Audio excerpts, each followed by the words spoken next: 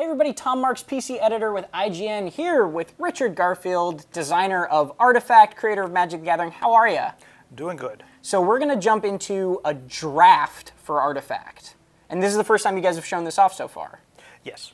Cool, so let's jump in and we can start kind of going through some of the strategy behind the actual draft.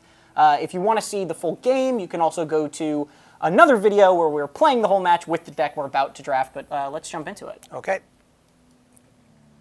Okay, so you're going to get a pack of cards, just as if you open them, and you have a hero and a bunch of cards and then some equipment. And so each round you pick 2 cards. Okay, so you pick 2 cards and there's always going to be a hero in the pack? The packs always come with a hero, and everybody's always, for each pack drafted, they're guaranteed a hero. Gotcha. So if you don't pick this hero, then eventually you'll get passed a pack with another hero. Okay. Perhaps immediately, and if you reject that, you'll get another chance. But you will definitely get 1 hero for every pack. All right, and so we're going to jump in. We're going to pick 2 cards out of this 1 pack, and it'll be 5 packs total? Yes, that's right. Okay. So what is your starting out strategy when you're jumping into a draft with this? Do you go color? Do you look for heroes first, items? What do you think about here? I first look at heroes. Okay. I like to make sure that I get a good set of heroes if I can, because they're such a strong basis of the game. And this guy's Ursa. Yeah, and that's Ursa's signature card? That's his signature card. So Cool. So if you pick Ursa, you will get 3 of these in the pack, or in your final deck, and so then I also tend to look for key cards, like ones that I know work well, and if I pick a bunch in a particular color, then later on I will look for heroes to support that. Gotcha. And equipment I usually don't pay as much attention to, although there's some very interesting equipment, but usually I pick those in the middle of the pack. So I think I'm going to start here with red because it's a nice, easy way to go. Well, actually, maybe I'll pass up on this hero, and that way we'll be able to see another one come our way. Perhaps you'd like to make the decision. Is there anything that jumps out for you? I mean, the Thunderhide Alpha was always one that jumped at me just because it's a big, beefy thing. I think that's. I love Thunderhide Alpha and would probably take it. All right, and this is also in this draft format, you are going to overdraft, right? You're going to have more cards than you will have in your final deck. That's correct. Okay, so let's go Thunderhide Alpha, and I'll trust you on the other one because you have played a little bit more of this game than me. Okay. Well, I'm going to go for 2 green, and we'll just try to pick up a green later. All right. And the key thing here is drafting colors early is maybe a little bit risky because if you don't find heroes to support those colors. Well, you do have generic heroes that you can always take at the end. Oh, so okay. if you happen to get no heroes, which the way I draft isn't going to happen, then you could always put in the freely available heroes. Not as good, but they're better than not playing any cards. Okay.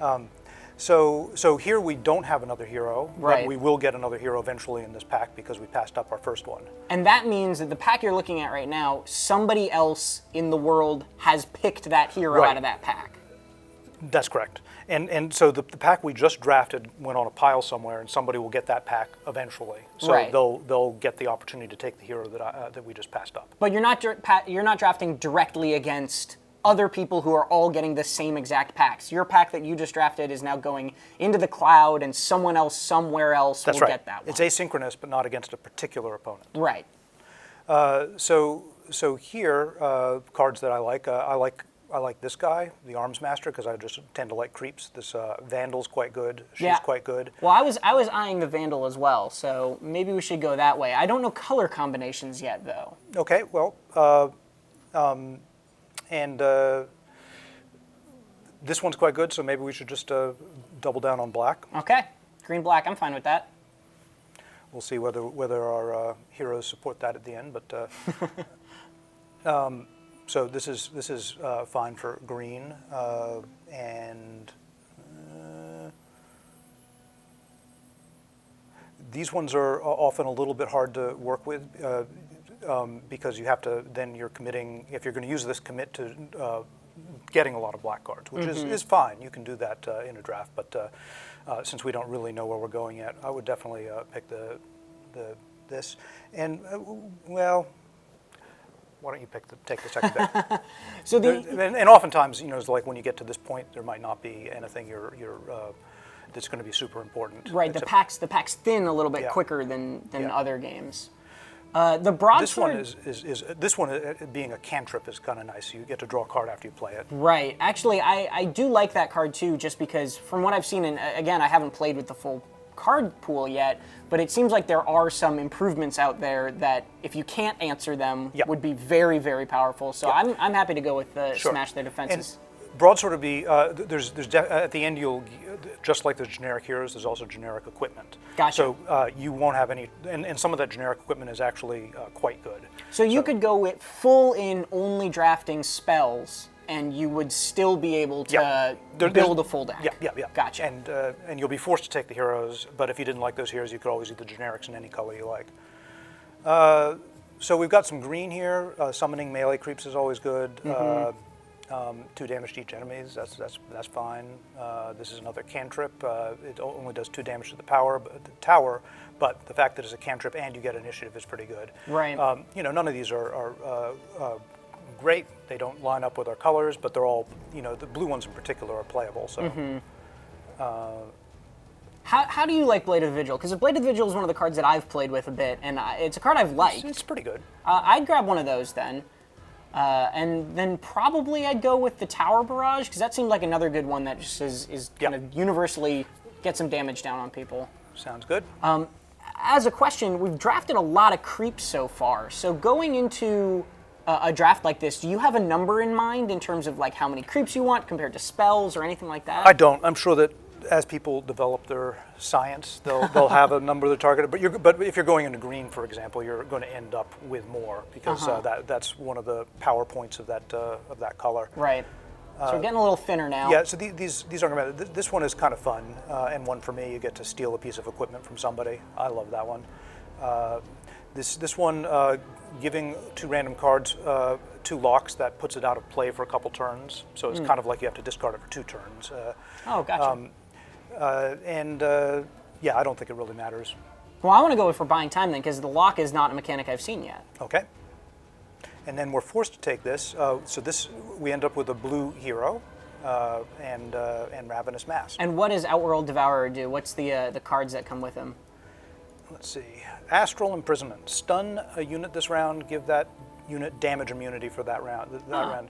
So that'll be that can be useful for shutting down a hero. You won't be able to destroy them, but you can keep them from casting anything. Or potentially it could protect one of your own guys. That's correct. Yeah. Cool. So now we move on to our second pack. So we got 4 more of these to go. Okay. So our colors right now are pretty much all over the map, but the ones we really made top picks on were red and black and green. So I think picking up a hero to support that's good. Yeah. Trebuchet is very good. Trebuchet was one of my favorites as well, so I feel like we should just go with that guy. That sounds good.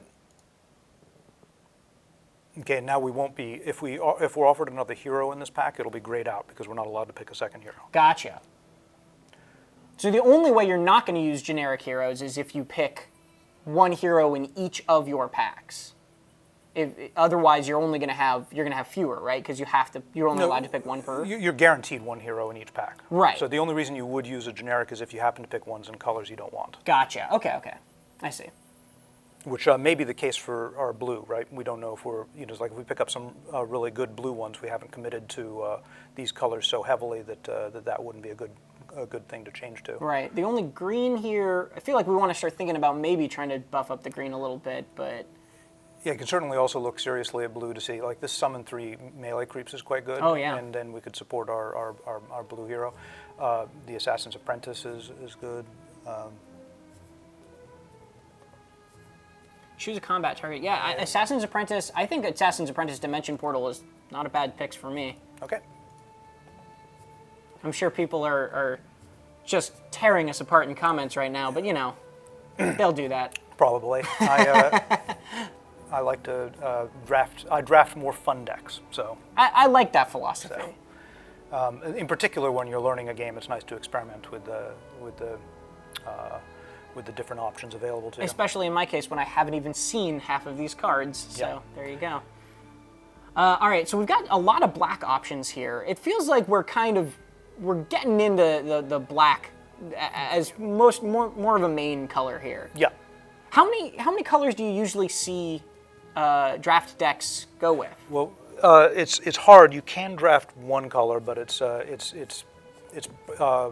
not easy to do. Okay. 2 colors is pretty typical. Some people go 3. So Gotcha. usually I end up with 2 colors. Well, I like Escape Route as a card. That seems like it's basically a town portal, Yeah. right? But as an improvement. Okay. Anything else jump out at you here? Lightning Strike always seemed like good, just a little bit of reach, but Yeah. I don't know if that's overly strong. I think it's a good one. So let's go there. Another lock card in Lost in Time. That's yeah. It feels like lock maybe is like maybe not one of the types of effects you want to go full into, because if you start doubling up on locks, do the locks stack? They or? do stack. Oh, interesting. So yeah, the more you get, the better. But it's hard to get enough to make it worth it. But still, it's fun. So so it is something I would consider exploring. Arcane Censure doesn't seem This bad. one doesn't really work. Yeah, I was for- gonna say for a Lodestone- draft. Lodestone is a little bit of a risky thing. That feels like you need to know more what the decks you're playing against are going to look like. Yeah. Yeah. That works for me. Yeah. This is probably not going to end up playing at least one of those. Well, that's a good news about having more than we need, right? Both towers have -2 mana. Oh Yeah. my. Really slowing things down with the anti-ramp. This feels like one of those times where we kind of don't have a lot to choose from. That will really be useful. Collateral Okay, damage, we'll go. though, is not a terrible pickup. It's play. Yeah. And another black hero this is popping up. a Sniper and must pick. insta-pick. Yeah.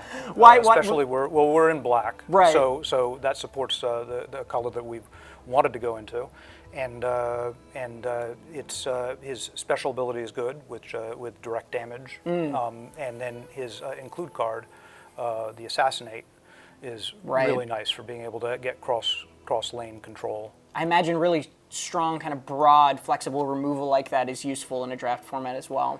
Yeah.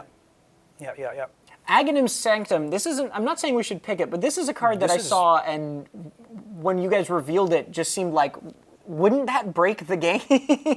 You can get a lot of very big card play Yeah. when you can fully restore your tower's mana each time. So that is fine. We could also just maybe go for an item here too, in case, unless it's too early for that still in your eyes. Well, both these items are pretty good. The Red Mist Maul is quite good. This one, of course, increases its attack every turn, so if you get it out early, it's nice. But yeah, you want a Red Mist? Yeah, Okay. let's go for that. And you can have 9 items in your item deck, is that correct? Yeah. So You can have a minimum of 9. minimum of 9. So you can have as many as you like. Right. You just get a little less consistency, but Of course. So the Treant Protector is grayed out because we already took the Sniper. that's right. Right. Right. So with black, the Vandal's quite good. Direct damage to another unit is good. This one also gives you initiative, which can be useful. Condemning a creep. So all those black cards are good. Yeah, I feel like Slay is probably a good one to pick up.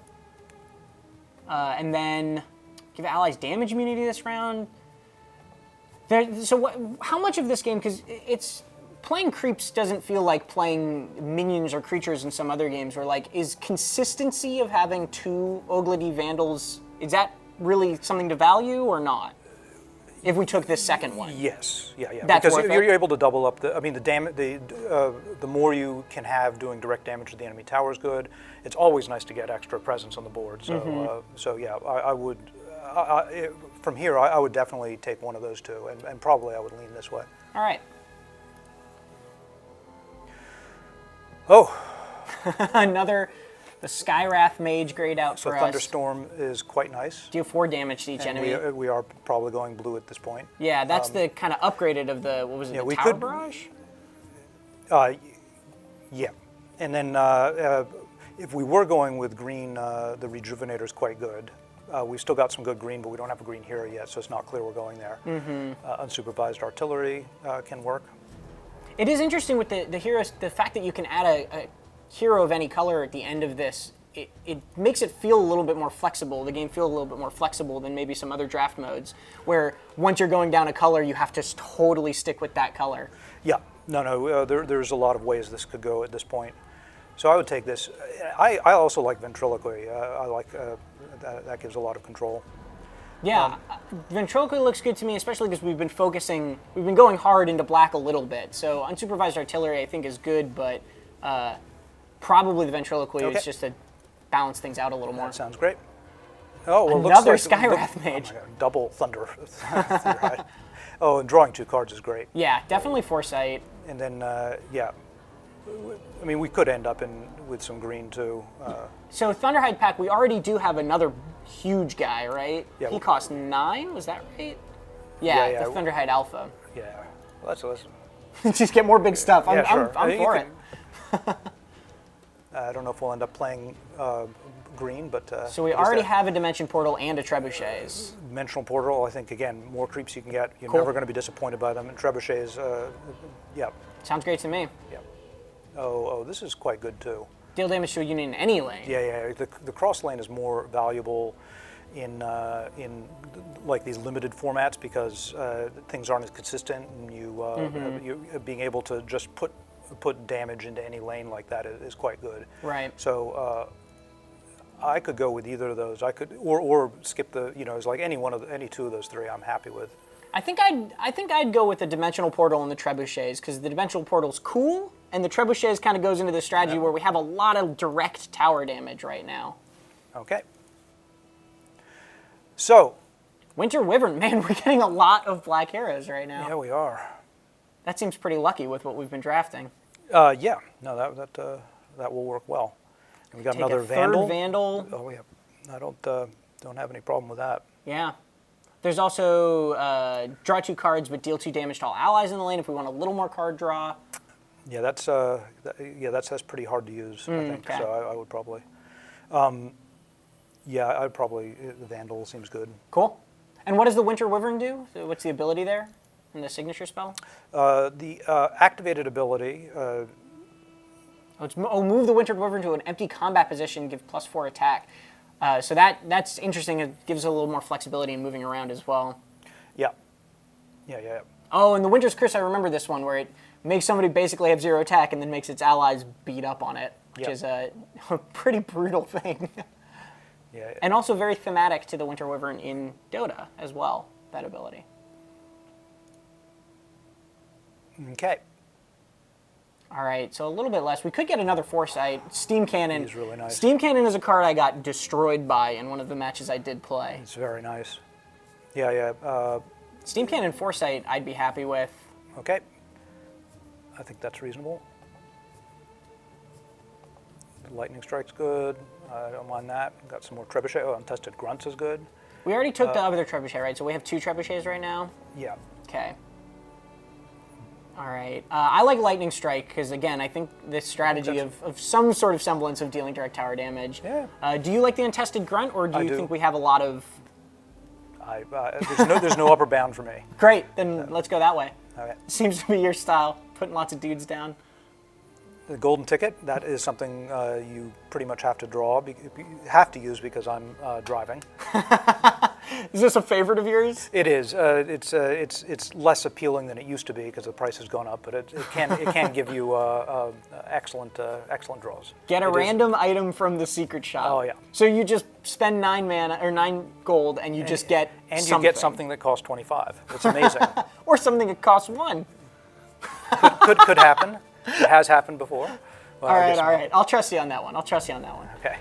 Bitter enemies. After the combat phase, remove a charge from bitter enemies. Before the action phase, if there are 0 charges, deal 6 damage to both towers. Yeah, this one is... So after 3 turns, it just keeps starts hitting grinding towers. down the towers. That's Wow. a very tough one to use. Yeah, but it's very powerful if used correctly, but I don't have confidence in being able to use it correctly. I'm fine with another Ventriloquy, or if you want to try to buff up the green, we could go for the Vul Martyr. I'll trust you on this one. Yeah, though. yeah, sure. In case we pick green for our last. Mm-hmm. Okay, Book of the Dead's fine. That's fine. Yeah. Yeah, let's get Book of the Dead and summon a melee creep into any lane. Is that seems so the difference because it's only one melee creep instead of 3, and it's only 1 less mana, but it can go in any lane compared to Dimensional Portal. That's kind of I'm just trying to wrap my head around the mana difference there. Yeah. It's the Dimensional Portal, right, is much more valuable. It gets to all the lanes, but right. Yeah, it does cost 1 more. Okay. But all right, I'm good with that. And then we have to pick these. Got a nice barbed mail, so okay. We're not going to go only. And this generic is items. our last pack. Okay. And we do have our green hero if we wanted it. We could go for a 3-color deck. +3 attack and cleave, and what was his ability?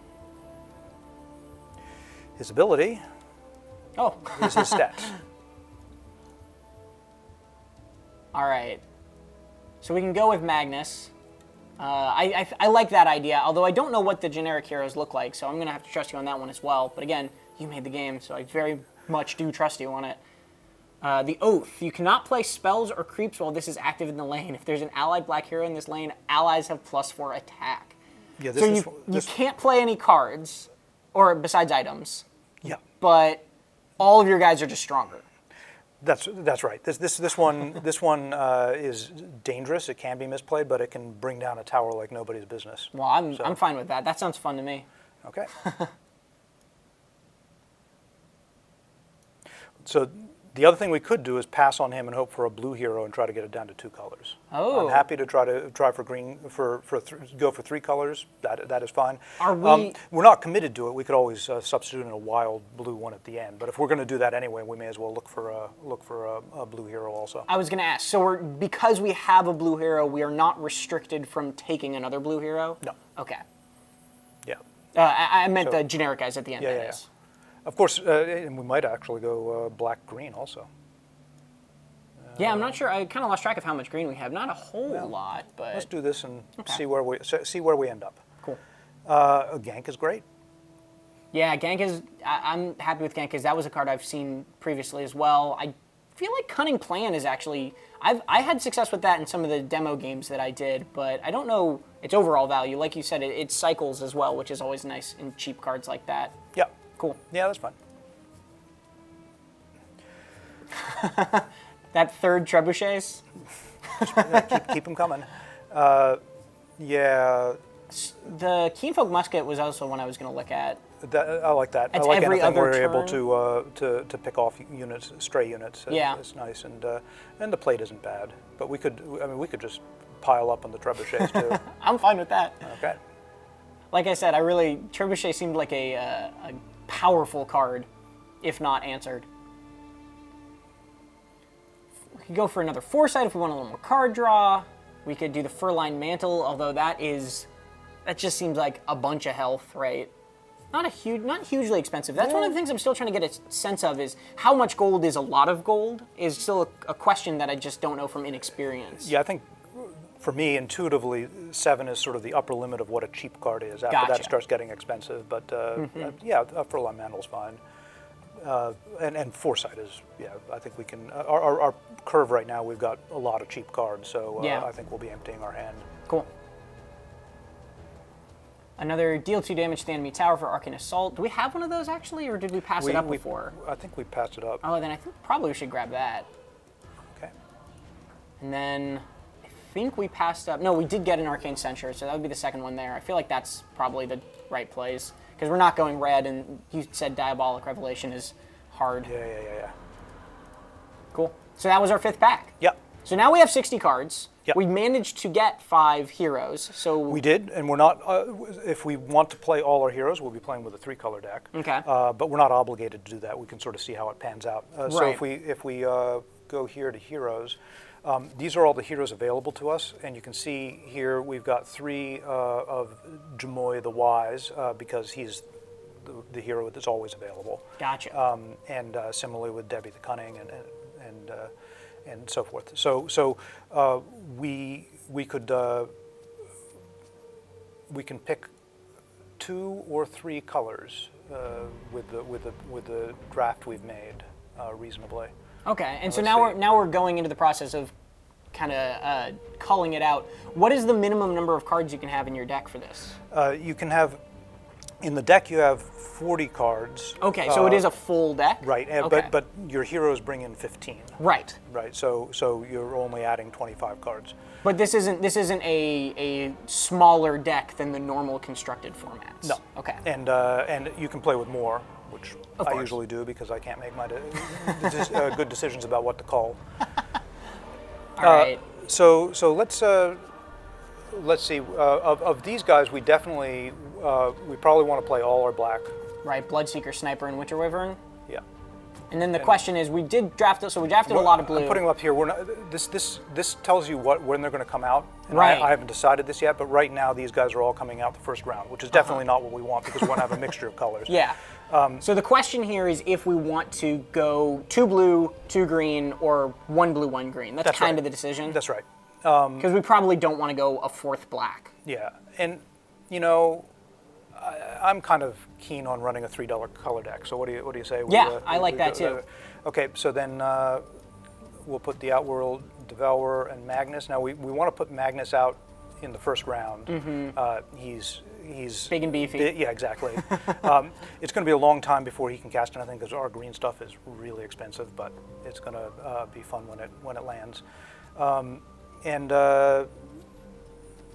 you know, we've got a lot of cheap blue stuff too, so let's get this guy out too early. And so we'll get all 3 of our colors on the board, and then follow it up with 2 black, and then we'll see where things go. And the order of those doesn't matter. They're distributed to random lanes. That's right. One in each lane, that is. But we right, know these they're 3 coming are out dropped first. randomly at first, Cool. and then we know second round we'll drop Sniper, and third round we'll drop Winter Wyvern. Cool.